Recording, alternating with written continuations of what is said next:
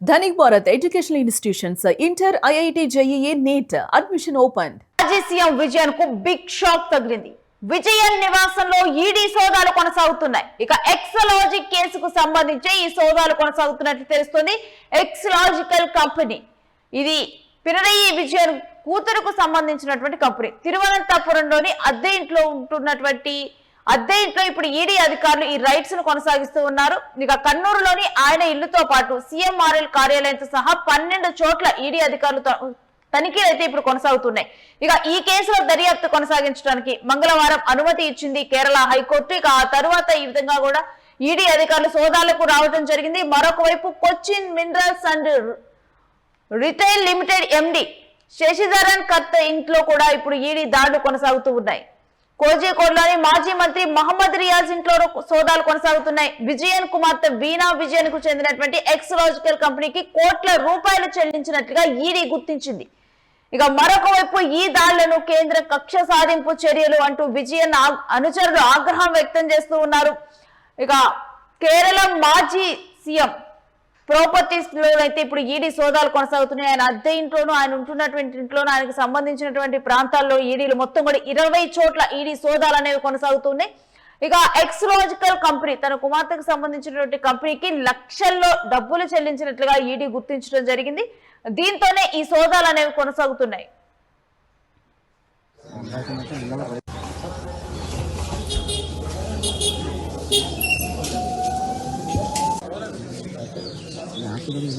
ಮತ್ತೆ ಹೊರತಾನೆ ಅಡಿಗಿಲ್ಲ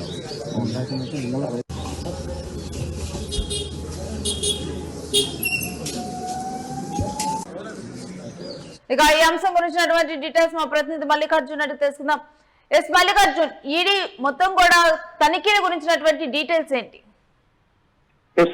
కేరళ మాజీ సీఎం ఎవరైతే ఉన్నారో పినరయి విజయ్ అద్దెలతో పాటుగా 12 చోట్ల కూడా ఈడీ అధికారులు ఉదయం నుంచి కూడా సోదాలు నిర్వహిస్తున్నారు. ముఖ్యంగా సీఎంఆర్ఎల్ కార్యాలయం పైన కూడా ఈడీ అధికారులు సోదాలు నిర్వహిస్తారు. ముఖ్యంగా మనం చూసుకుంటే ఏదైతే పినరయి కుమార్తె ఎవరైతే ఉన్నారో ఆమెకు సంబంధించినటువంటి సీఎంఆర్ఎల్ కంపెనీ ఏదైతే ఉందో ఆ కంపెనీకి సంబంధించి పూర్తిగా కూడా ఏదైతే ఎక్సలాజికల్ కంపెనీకి ఏదైతే నగదు బదిలీ అయిందనే అంశం పట్ల కూడా ఈడీ అధికారులు పూర్తి స్థాయిలో నేటి రోజున కోర్టులో పిటిషన్ వేయడము, కోర్టు ఈడీ సోదాలు నిర్వహించడానికి కూడా అనుమతి ఇచ్చినటువంటి సందర్భం మనం చూస్తామని చెప్పవచ్చు. అయితే వీణా విజయన్ కి కంపెనీకి లక్షల రూపాయలు చెల్లింపుల పైన కూడా ఈ దర్యాప్తు కొనసాగుతుంది. ఎందుకు అంటే ఏ పని వర్క్ చేయకుండానే ఎక్సలాజికల్ కంపెనీకి కూడా కొన్ని కోట్ల రూపాయలు చెల్లింపులు జరిగాయి అని చెప్పేసి కూడా ఇక్కడ ప్రధానంగా ఆరోపిస్తున్నారు. కాబట్టి ఇది మాజీ ముఖ్యమంత్రి కుమార్తెకు సంబంధించినటువంటి కంపెనీ ఎక్సలాజికల్ కంపెనీకి కూడా ఎందుకు ఇంత పెద్ద ఎత్తున అమౌంట్ ట్రాన్స్ఫర్ అయ్యింది అంటే ఎలాంటి వర్క్ చేశారంటే ఒక పని జరిగినప్పుడు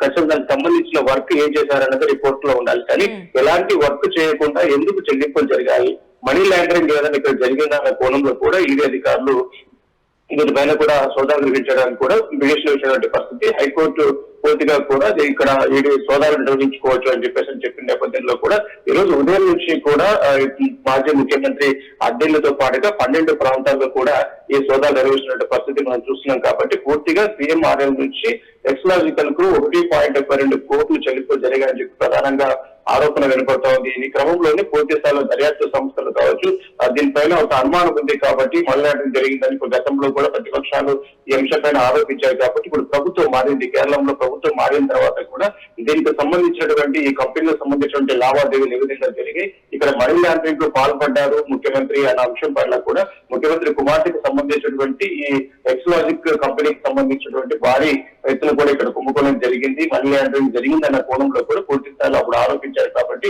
ప్రభుత్వం మారిన తర్వాత కూడా ఈ అంశం పట్ల కూడా పూర్తి ఈడీ అధికారులు పూర్తిగా కూడా ఈ ఇళ్లలో సోదాలు నిర్వహిస్తున్నారు. ముఖ్యంగా ఏదైతే సీఎంఆర్ఎల్ సంబంధించినటువంటి అధికారులు ఎవరైతే ఉంటారో అధికారి ఇళ్ల పైన కూడా ఏకకాలంలో కూడా సోదాలు నిర్వహిస్తున్నారు. ఏ విధంగా దీనికి సంబంధించిన డాక్యుమెంట్స్ అన్ని కూడా తీసుకునే క్రమంలో పడ్డారని చెప్పవచ్చు. ఏ విధంగా జరిగింది ఇటు సీఎంఆర్ఎల్ నుంచి ఎక్సలాజికల్ కు వచ్చినటువంటి చెల్లింపులు జరిగినటువంటి అంశం పట్ల కూడా పూర్తిగా వివరాలు తీసుకున్నటువంటి పనిలో పడ్డారు. పూర్తిగా సోదాలు నిర్వహిస్తున్నటువంటి పరిస్థితి చూస్తున్నాం. అంటే మల్లికార్జున్, ఎక్సలాజికల్ కంపెనీకి సంబంధించినటువంటి వాటిలోనే కాకుండా ఇప్పుడు మినరల్స్ అండ్ రిటైల్ లిమిటెడ్ ఎండి వాళ్ళ ఇంట్లో కూడా సోదాలు కొనసాగుతున్నట్లుగా తెలుస్తుంది. అంటే కేవలం ఎక్సలాజికల్ కంపెనీ చెల్లింపుల విషయమైనా తెర మీదకి వచ్చింది, లేకపోతే ఇంకేమైనా అంశాలు కూడా తెర మీదకి రావటం జరిగిందా? ముఖ్యంగా ఇక్కడ మనకు సీఎంఆర్ఎల్ ఎండీ శశిధరన్ ఎవరైతే ఉన్నారో సీజన్ కర్త ఇంట్లోనూ కూడా తనిఖీలు నిర్వహిస్తారని చెప్పవచ్చు. ఎందుకంటే ప్రధాన ఎంపీకి ఇతను అక్కడ వ్యవహరిస్తున్నారు కాబట్టి ఇక్కడ లావాదేవీలకు సంబంధించి ఇతనే పూర్తిగా కూడా ఎక్స్లాజికల్ కి పూర్తిగా అమౌంట్ ట్రాన్స్ఫర్ చేశారు కాబట్టి, అంటే ఇది వేతనం కింద చూపిస్తున్నారు వాళ్ళు, వేతనం కింద మేము చేస్తామని చెప్పేసాను. కానీ వర్క్ ఏం చేశారు అంటే ఇప్పుడు కంపెనీకి ఎక్స్లాజికల్ కి మీరు పేమెంట్ చేయడానికి గల వర్క్ ఏంటి, ఆ కంపెనీ మీకు ఇచ్చినటువంటి సేవలు ఏంటి, దీనిపైన క్లారిటీ లేనటువంటి అంశం లేదు. అందుకని పూర్తి స్థాయిలో కూడా ఈ అధికారులు ఈ అంశం పైన కూడా ప్రత్యేకంగా దృష్టి సారించిన తర్వాత కూడా శశిధరన్ కర్త ఇంట్లోనూ కూడా ప్రస్తుతం ఉదయం నుంచి కూడా పూర్తి స్థాయిలో సోదాలు నిర్వహిస్తున్నారు. సరైన డాక్యుమెంట్స్ ని ఎవిడెన్స్ గా చూపాలి కంటే వాటి నుంచి మీరు పొందిన సేవలు ఏంటి, తద్వారా మీరు ప్రతిఫలంగా చెల్లించినటువంటి డబ్బు ఏంటి అనే దానిపైన కూడా ఇక్కడ క్లారిటీ రావాల్సింది. ఇక్కడ ఏదైతే పని జరగకుండా డబ్బులు చెల్లింపులు జరిగాయంటే ఇక్కడ మనీ లాండరింగ్ ఏమైనా పాల్పడ్డారా అనే కోణంలో కూడా సీఎంఆర్ఎల్ ఇంటితో పాటుగా కూడా మాజీ ముఖ్యమంత్రి ఉన్నటువంటి అద్దె ఇళ్లతో పాటుగా 12 చోట్ల దాడులు నిర్వహిస్తున్నారని చెప్పవచ్చు.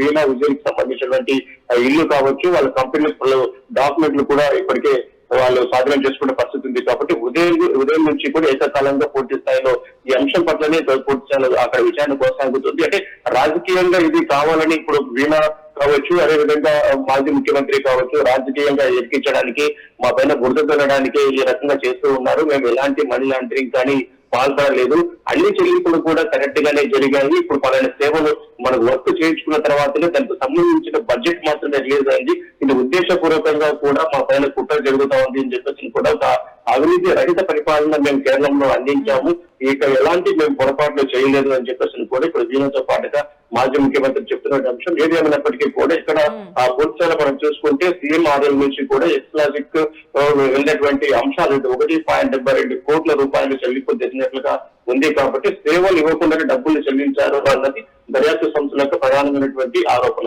ఈ క్రమంలో కూడా పూర్తి స్థాయిలో ఏదైతే రాజకీయ ప్రభావం లేదా అక్రమ ప్రయోజనాల కోసమే ఈ కోణంలో ఈ డబ్బులు అక్కడికి చెల్లించారా అన్న కోణంలో కూడా అనేక అనుమానాలు వ్యక్తమవుతున్నాయి.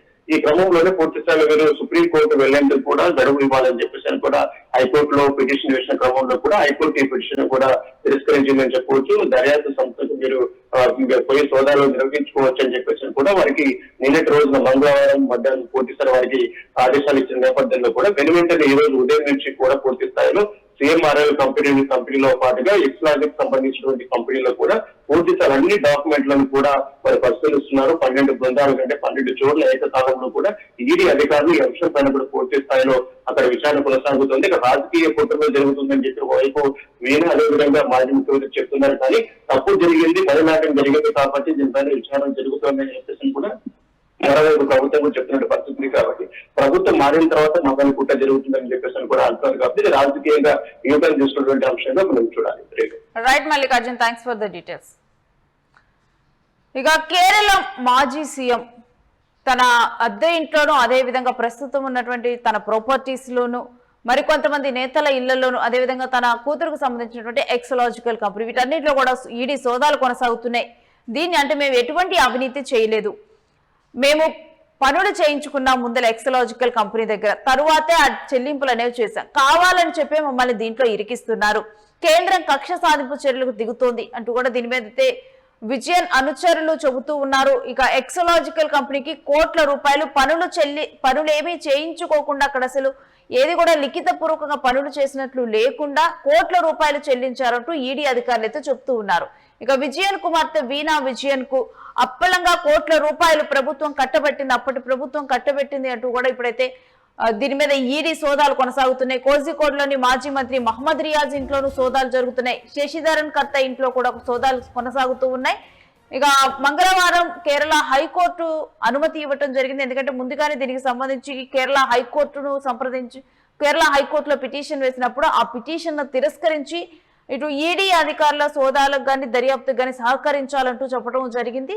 ఇక మొత్తం సీఎంఆర్ఎల్ కార్యాలయంతో సహా 12 చోట్ల ఈడీ అధికారుల తనిఖీలు కొనసాగుతున్నాయి.